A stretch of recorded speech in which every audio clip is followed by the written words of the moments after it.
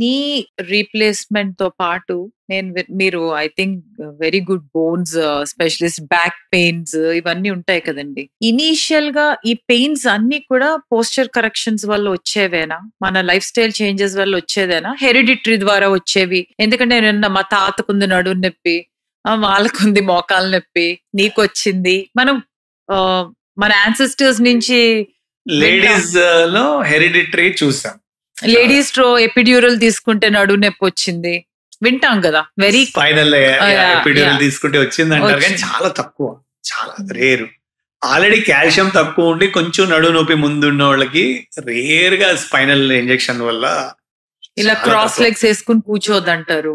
దీని వల్ల cross leg ఏమవుతుంది, క్రాస్ లెగ్స్ ఏమవుతుంది, కూర్చోవచ్చు. క్రాస్ లెగ్ ఏమవుతుంది, ఇట్స్ ఫైన్ అంటారు అయితే. కింద ఎస్పెషల్లీ ఇండియన్ టాయిలెట్ స్క్వాటింగ్